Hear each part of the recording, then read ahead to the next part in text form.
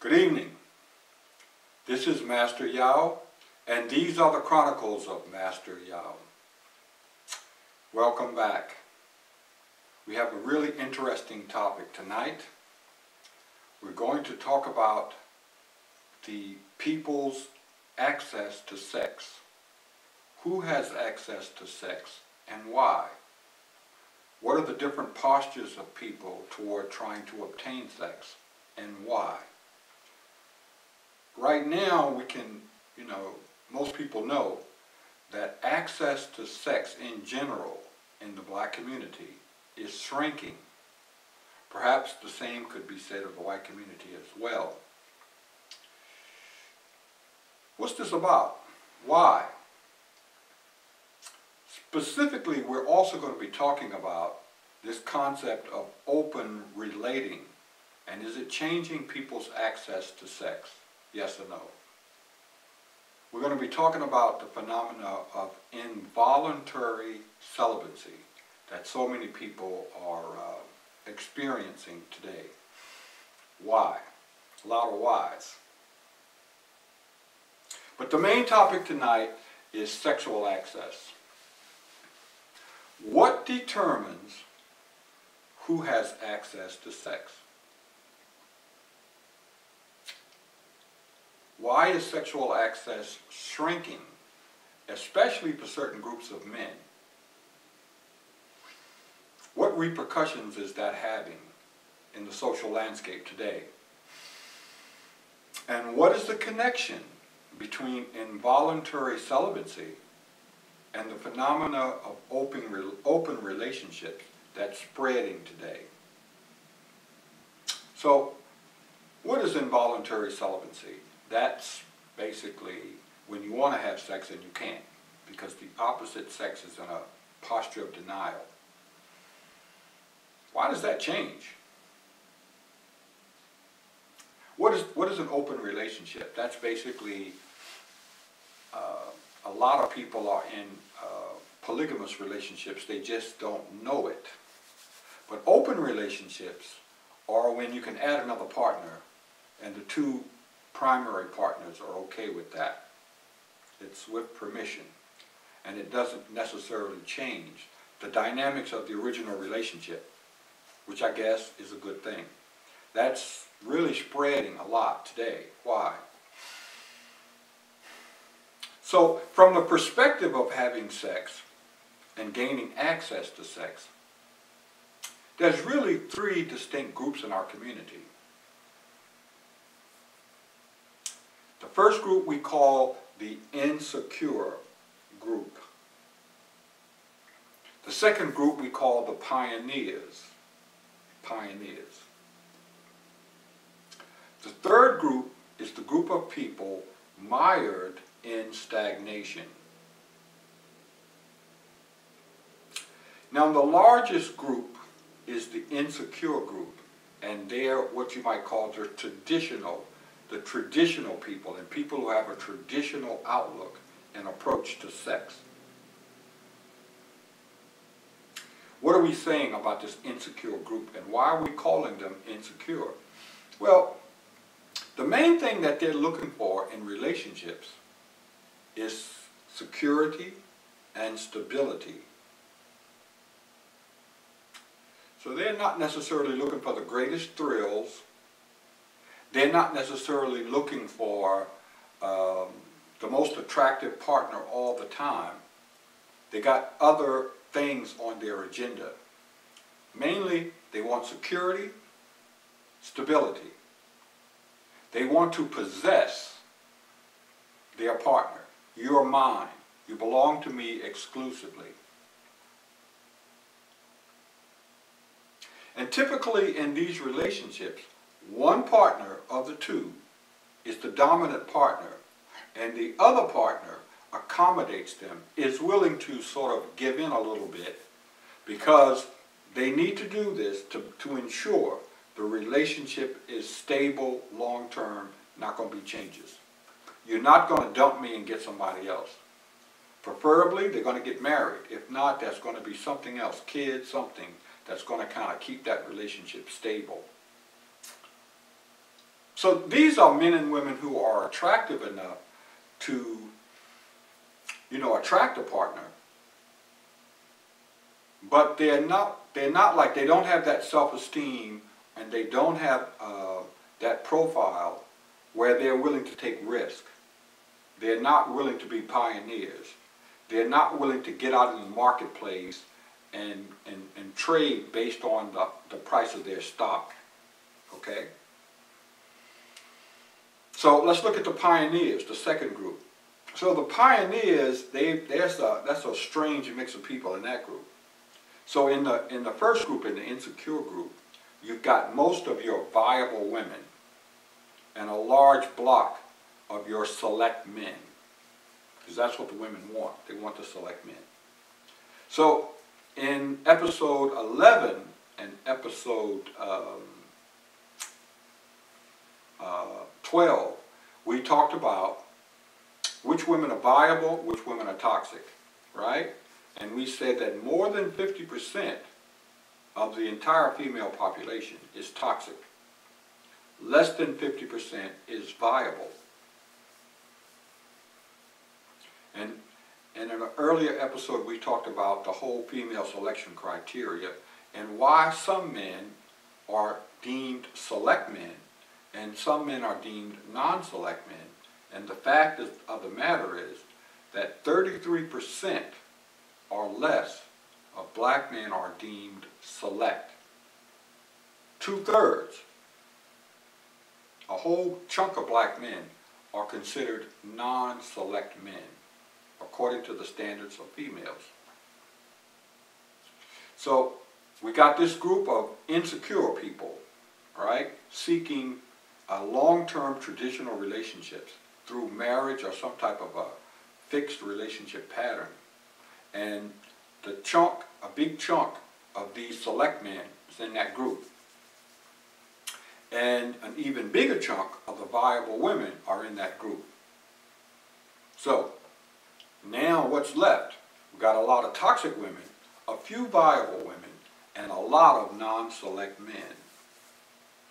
So take note here now. So each time we get an episode in the can, we've got concepts, definitions, we've got a landscape, we've got a foundation here, so that we can get deeper into these topics, maybe a little bit more scientific, and we can talk about more of a nuance, more complex subject matter.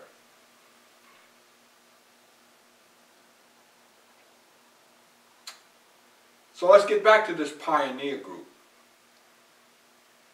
So you've got some of the more attractive people in this group, and also a good chunk of average folks. So you got sort of the top and the bottom of the pyramid in there, kind of, sort of. What they have in common is a sense of adventure, a sense of risk, a willingness to take risk. These are the adults who are not happy with the relationship cage, the restrictions. They're always thinking there's something better for me out there. I don't like what I see. I'm not willing to spend the rest of my life dedicated to this one partner, one sexual partner, and that's it. I'm just not ready to do that, either because I'm not ready or I can't attract a partner at the level that I'm completely satisfied. So you got these pioneers. So these are your relationship gamblers, your gold miners, at the top of it. The people who feel like they've got what it takes, they got that self-confidence, that they can take that chance, and they're out there gambling. They're out there at the casino, or they're out there in the gold mine panning for gold, because they feel like they're going to strike it rich, because they're looking for a unicorn. And they know that. At the bottom of the pyramid, at the bottom of the group, you got what we call the scavengers, the game players, the shysters, the people who, they may not have all of the looks or the money or whatever that it takes to play the game, but they've got smarts, they've got street smarts, they're, whatever. And again, all of the pioneers, they're seeking a unicorn, something that may or may not exist, a creature of legend. They're seeking this woman, this, the golden princess, the, the fair maiden, whatever. They're seeking that knight in shining armor, or that man who's the exception, a diamond in the rough, that, hey, I'm going to get it and polish it, Well, so I don't have to tell you that based on what we got in that pioneer group, there's going to be some fireworks. So the majority of the women in the pioneer group are toxic females. There's a few viable women in there, but the majority of these toxic females. The bulk of the males in the pioneer group are non-select men. They're from the non-select category of men. Pretty interesting, right? You got the toxic females, non-select men. What's going to happen when you pour those two together? Now, also in here, you've got a small group, but an active group of select males in the mix. And these few select males, this small group of select males in the pioneer group, the gamblers, they are like, their primary competition of other select men are in the insecure group, out of the ball game. So this small group of a small group of select males they don't have a lot of competition. They got all these toxic females, which they don't know that they're toxic, or they don't care. And so their goal is to have the run of the attractive females in the toxic group. This is like a drama. You couldn't do better if you wrote a script for a soap opera, right? I just love it. You got select men, small group, Mr. Goodbars, right? A few masked men. You got a much larger group, toxic women, some attractive, some not attractive. And you got a big chunk of non-select men, all gambling, all in the casino, all playing the game. And you're going to believe that these select men are going to be playing around. They're going to be really, because, out of all of the men in the community, they are the ones with the greatest access to sex. And out of all the people in the community, they are the ones who have the most determination of what the level of sexual access is for the entire population, even the people in the other groups. And you're going to see why in a minute. Let's get to the third group, what we call the mired in stagnation group. And this is a smaller group, but it's been constantly growing because of what's happening in the pioneer group. So what do we say? What do we mean when we say mired in stagnation group? Well, there's not a lot of sexual activity going on. You can believe that, Betty Boop. Some of these people want sex, but they can't get it. Why? They got poor appearance, obesity, terrible personality, something like that. Or they just naive, don't know how to play the game. But most people in the group, that's not the case, no. Most people in the group are not necessarily non-attractive. They're scared. They're traumatized.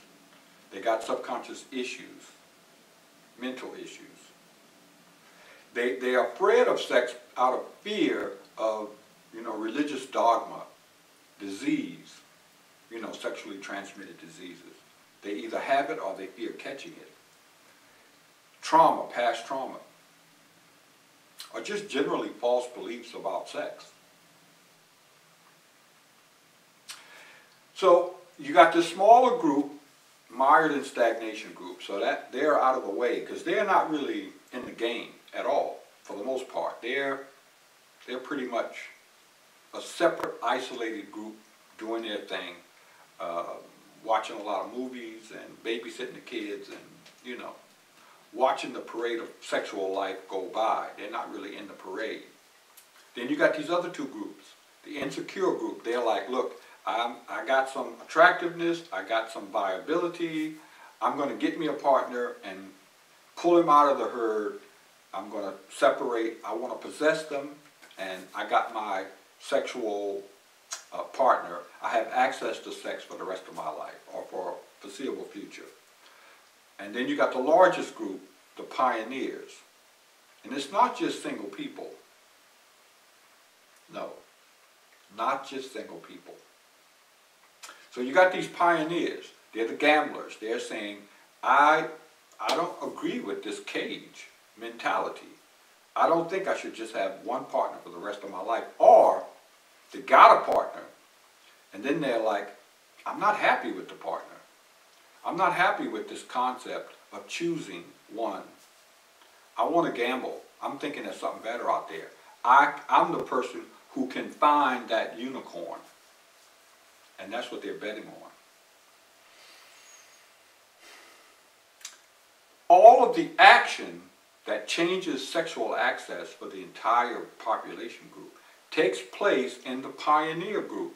The other two groups, the insecure group, which is not as big, and the mired in stagnation group, which is isolated, they don't have an impact on who has access to sex and why. It's only the people in the pioneer group that's changing the game. Let's take a look at that. Because it's a jungle, the pioneer group. It's a maze. It's a maze. And that's where the sexual access index comes in. The sexual access index. Bet you didn't know such a thing existed, did you? Chronicles of Master Yao. All right, let's take a look at it. I'm going to show you this chart 2 or 3 times, and I'm going to try to get it in the front of the video so that you can refer to it from time to time. So this is what the simple version of that looks like. Now, I really hope you guys are going to be able to see this. So what you're going to see is that you've got 3 variables. You've got the variable here. This represents the percent of the population, right? Let's do this a little bit better.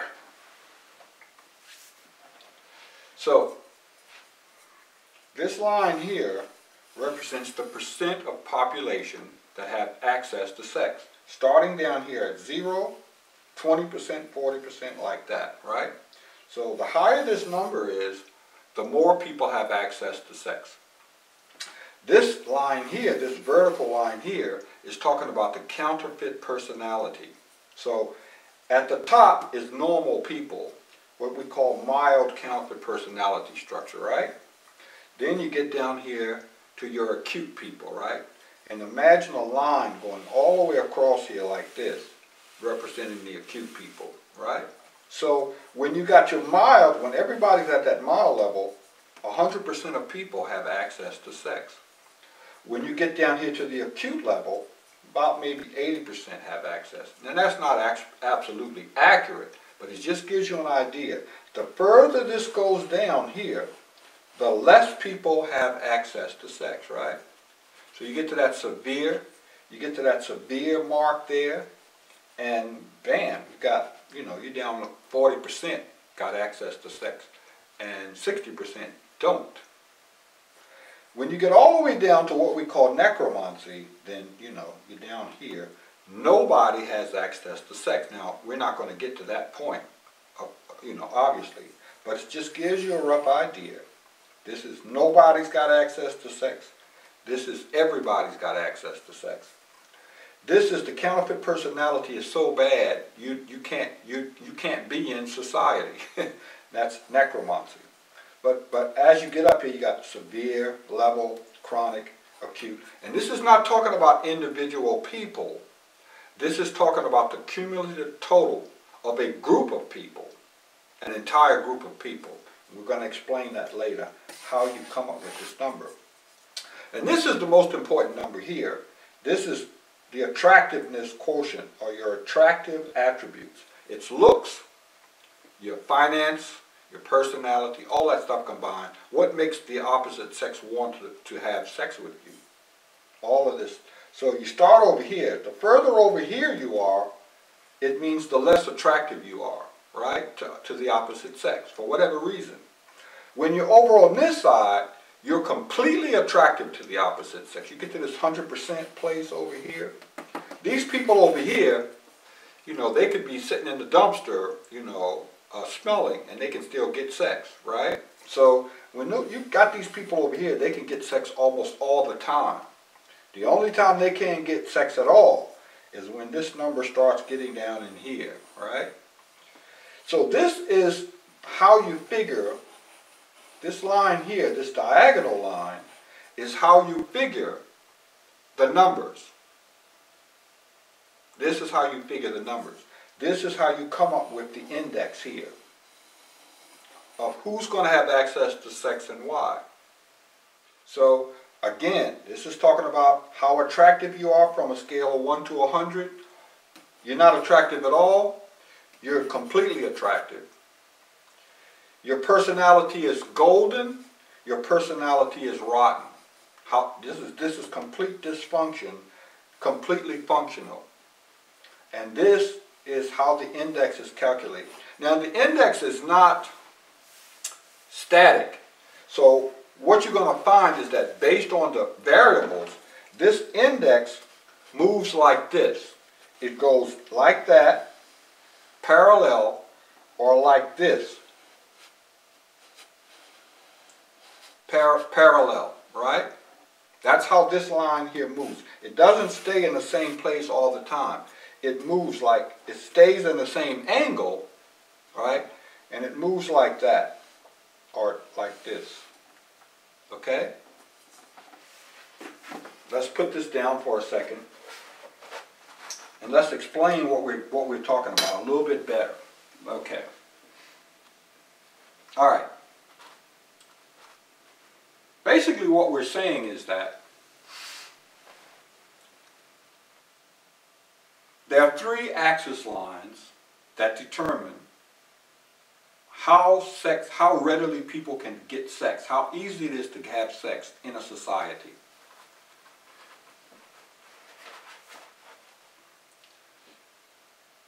Number 1 is the level of the counterfeit personality of the whole group averaged into a mean number. And number 2 is sexual attractiveness on a scale of 1 to 100. And these things have to be calculated. What you're looking at is for a particular circle or industry of people and a particular geographical area. So the number changes from one city to the other. And if you wanted to really get fancy, you know, you could calculate the number for different districts. But more importantly, it's circles of people.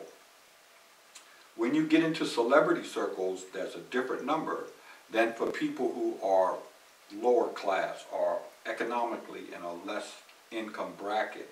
Or even more to the point is people tend to congregate in circles, or, you know, based on interconnected activities. You all went to college, and so now you're living in this particular area, and you all tend to work in this industry type of thing. You've got 3 or 4 things in common that keep you interacting with a similar group of people. You got groups of people in conscious community, groups of people who are into entertainment industry, people who are, you know,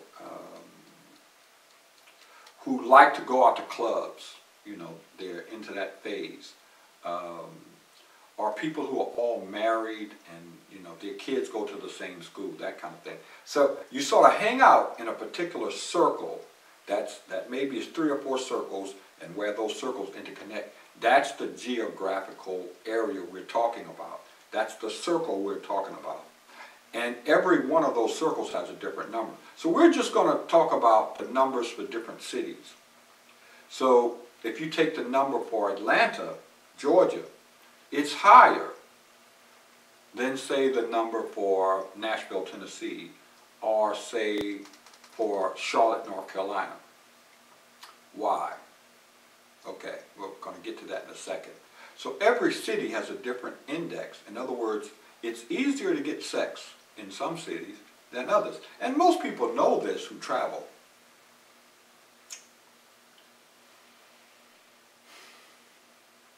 So, in a nutshell, access to sex is determined by the level of the group CP, how high it is, how bad it is, times a coefficient of sexual attraction. Okay?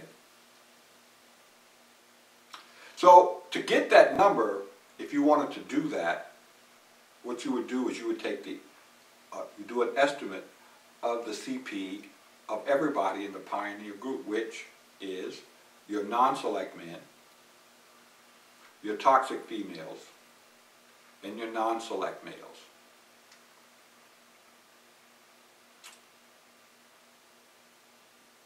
As this counterfeit personality, as their level of dysfunction goes up, access to sex by everybody in the group, doesn't matter how attractive you are, it doesn't matter, but everybody's level of access goes down.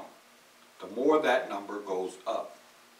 So yeah, you know, if you are a very attractive man, very select man, yes, you know, you're over here, right? And so you still have more access than the people down here, the less attractive people, right? But your access is reduced. See that? So if you're a really attractive guy, you know, then your number was up here, but it goes down here because you're more attractive, right? And so at the same time, the less attractive guy, his number was down here. He was barely on the positive side, and then his number got kicked down there, and he couldn't, his access to sex is gone. Because you've got something on this chart called the break point. So this axis here is the break point. As long as this number for that group is over here, and it rarely is, you're in good shape.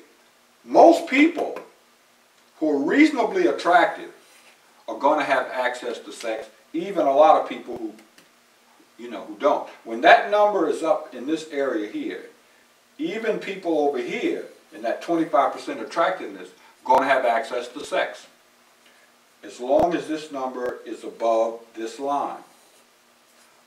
When this number gets on this side of this line and below that line, you're in the dark zone. You've passed the break point. When the numbers start to get down here for the whole group, everybody suffers and sexual access becomes restricted. And when that happens, as in many cities it has, some real interesting things start to happen, which are indeed happening.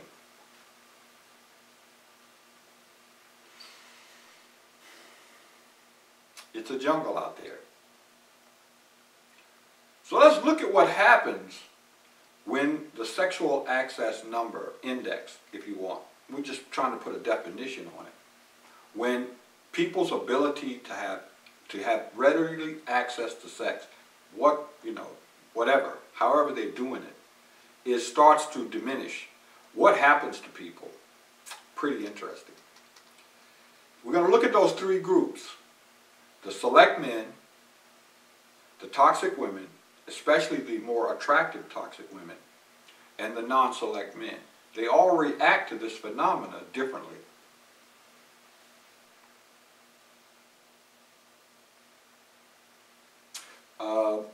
I should point out that the select males have the greatest impact on this number, changing the number. The toxic females have the next impact, the next level of impact, second. And the non-select males don't have a lot of impact. They have the least impact.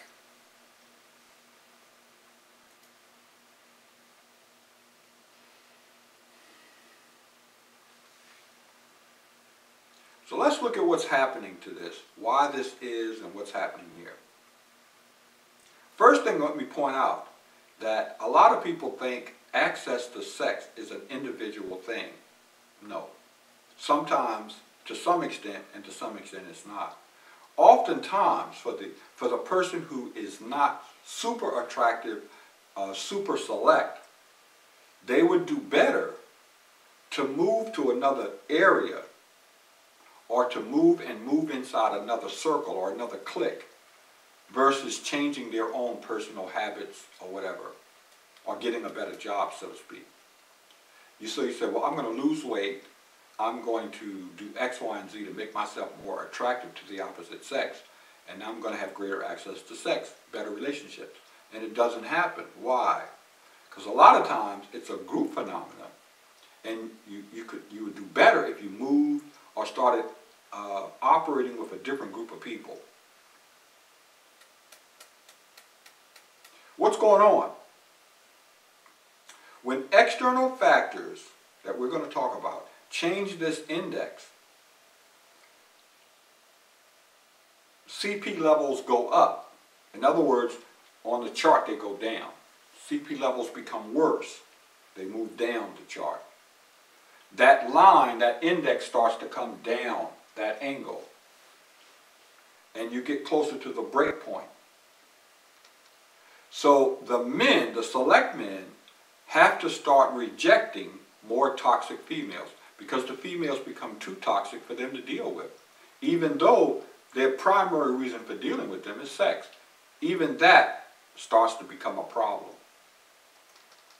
The toxic women react by rejecting and refusing sex more with the non-select men. The non-select men now, who are squeezed, they start dumping on different female groups. Number one, they start becoming predators to underage girls. The next thing is they start to dump on women in the sex industry. And thirdly, they start to seek out and prey on women who are in financial trouble. So, when that number starts to go down, what's happening is the select men can't, the price of getting nookie is too high. They have to stop dealing with a lot of the toxic women. It's just too much drama, too much going on. The toxic women are squeezed. So they stop having sex with more of the non-select men. The non-select men are squeezed. They start dumping on underage women, women in the sex industry, and women who have some type of financial problem, some type of vulnerability. Here are some of the things that change the local sexual index. It's not the same in every location. Let's say a large company shuts down and puts 10,000 people out of work in a region. Boom, that's going to change the number. A local celebrity scandal, it changes people's perception of who they can trust and how much risk they want to take. A new cable TV show can change it fast because people start to see a new reality in the TV show because they identify with the show. They believe it is reality in their minds, even though they know it's not still. They operate as if when they start in their thinking, they start to think that it's part of reality and they start considering that this is going on in the people that they know, whether it is or not. So it becomes a reality, even though it starts out as fantasy. Social media trends like Me Too and things like that, they really change the sexual index. more than you can believe. Astrology alignments, retrogrades, and when certain planets are aligned. You may not believe it, but hey, it does have an influence on sexual access and how people engage in relationships. It does. So let's take the selectmen first. They're at the top of the pyramid. What happens when the index dips below that break point, or even as it's approaching it? And so we're talking about this line, when it starts getting in this area, crosses that line, and then crosses this line into the negative, all of this is negative area here. You're getting to the point where less than 50% of the population has easy access to sex for the reasons we've talked about. What happens when that happens? Well, you're going to find that with the selectmen, it's probably going to trigger more bouts of ED, erectile dysfunction. It's going to immediately trigger a greater interest in open relating. Also, other formats of relating that don't require him to be focused so much on his primary mate, and yet he doesn't have to get out here and deal with all the toxic females. They begin to consider dating women of other races. So, what we're saying is once that index crosses the line into the negative zone, or even as it approaches it, the most attractive group of men start seeking out relationship formats that are alternative. They start swinging, role-playing, joining secret sex clubs. And y'all know what I'm talking about. You do. And as I said, this is mainly driven by men who are seeking to reduce their exposure to the increasingly toxic women and their shrinking pool of choice.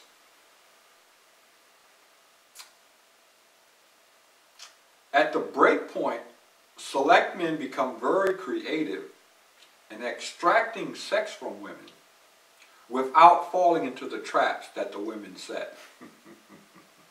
Competition among select men is fierce.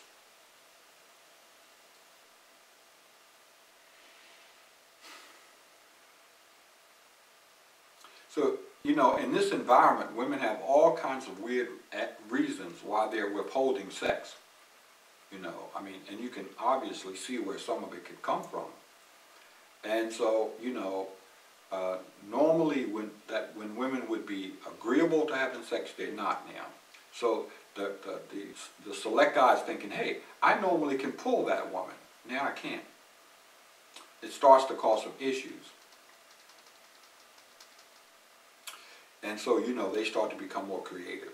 And that's a problem we're going to talk about in a second. What happens when the attractive women, the toxic attractive women, hit the break point, approach the break point? That's even more dramatic than for the select men. It can prompt thoughts of suicide.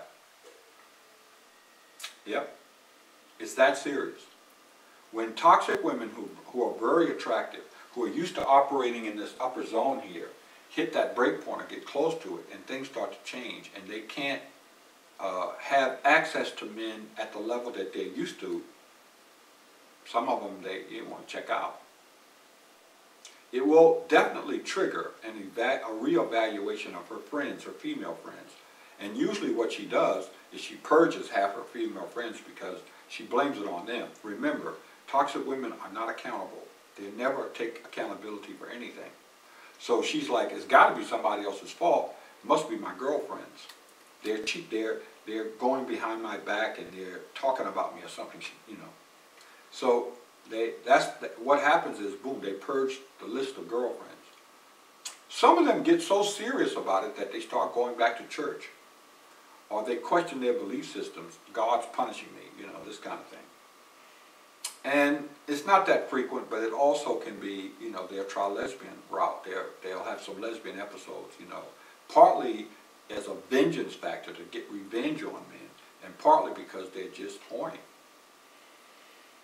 Now, there are viable women in the pioneer group. Not that many, but there are viable women in the pioneer group. And, you know, some of them get lucky, but they're chasing unicorns too. They throw that dice. They're gamblers. They say, Mommy, give me a knight in shining armor. And it's snake eyes, crack the crap out. They keep throwing that dice until, you know, they find that perfect alpha male playboy thug. And then they find him, crap out. Because, you know, he's more than likely going to be one of the guys in the select group that his whole reason for playing in the pioneer field is to just go through as many attractive women as he can. She happens to be the unlucky one to get one. It's not going to end well. They just never learn. Let's talk about what happens when the non-select men hit the break point. Rejections by women reach a critical point. They're getting rejected so much it starts to really weigh on them. But because they're used to having a harder time getting sex anyway, it doesn't have the same impact on them.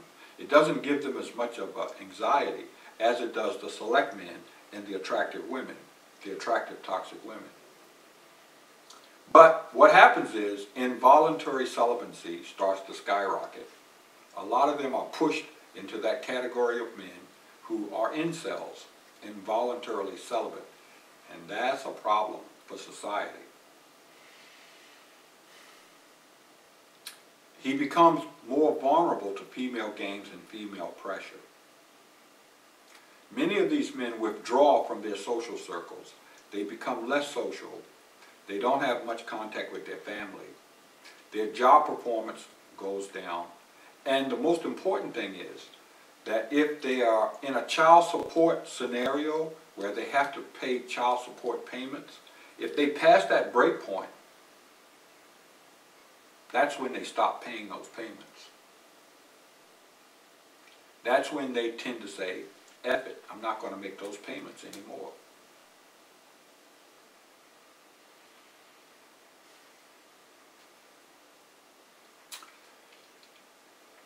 But both the select men and the non-select men, when you pass that break point and sexual access begins to shrink, you know, they stop having common sense and they stop having morals and ethics. They violate the man code because they have this sense of urgency that they've got to get their gratification by any means necessary. And this act by both groups of men makes the situation 10 times worse than it has to be. So the women start the problem by causing sexual access to shrink. That's what's causing the whole thing. Although they're not the actual cause of it, but that response is what causes the pool to shrink. The men make it 10 times worse, losing their moral compass. So, you know, so you got these toxic women, right, who are saying, I'm not going to have sex anymore with men unless this, that, and the other is in place, which makes the problem worse because less men are having sex and less women are having sex. Then the men make it 10 times worse than that because they're like, by any means necessary, I'm going to do what I got to do. So they start, you know, being very ingenuous. They just start being very creative in not having any honor or any dignity or whatever. They just throw the man code out the window. And this is very, very bad. Men shouldn't do that. Even though toxic women are the ones who cause the cycle of the index to go down by making sexual access harder. The true villain in this scenario, in the pioneer group, the chief arch villain, is the select men. They're at the top of the pyramid, and they're the ones who, you know, who start taking the action based on the fact that the counterfeit personality of the toxic women is rising up. I keep asking myself, you know, who's to blame? And there's blame to go around for everybody. First of all, why are we set up like this in the first place? I mean, when do men and women stop and take stock of what they're doing and say, this is crazy? When do we get tired of the game? When do we stand up and say it's time that we make a major change and we take responsibility for this environment, this landscape that's so toxic, and we start to say, hey, I'm real serious about changing this now? Because, you know, when you look at this whole thing, even the concept of a sexual access index is just ridiculous. I mean, this thing is true. I mean, if you put this, you know, you get a college class together and you put this, you know, get the formulas and everything, and you find out where the line is, and you start to chart it all out and ask people in that area, is that, you know, is that what's happening? You're going to see that it's true. It's science. It's social science. But it shouldn't be true. The fact that I can, you know, engineer this is ridiculous. That such a scenario exists in this time with educated people.